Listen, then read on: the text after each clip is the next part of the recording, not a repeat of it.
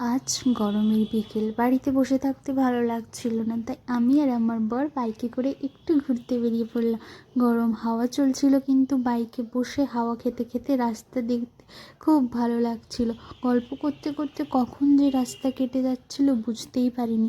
দেখো, দেখতে দেখতে সন্ধ্যা হয়ে গেল। বিকেল ঘুরতে ঘুরতে আমরা মন্দিরে চলে এলাম। মন্দিরে গিয়ে প্রণাম করলাম, একটু শান্ত মুহূর্ত কাটালাম। সেই মুহূর্তটা সত্যি খুব শান্তি আর ভালো লাগার ছিল।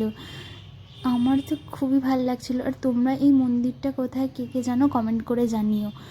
তারপর শুরু হলো আমাদের ছোট্ট খাওয়া দাওয়া।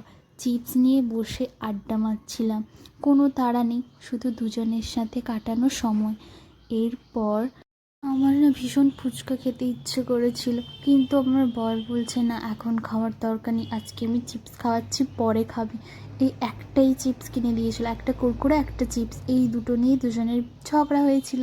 মানে দেখো, বেশি থাকলে আমাদের এতটা ইচ্ছে করে না খেতে, অল্প থাকলে প্রচুরই ভালো লাগে। রাস্তার ধারে ফুচকার দোকান দেখে নিজেকে না আটকাতে পেরে খেয়েই ফেললাম। তো জীবনের আসল সুখ লুকিয়ে থাকে এই ছোটোখাটো মুহূর্ত।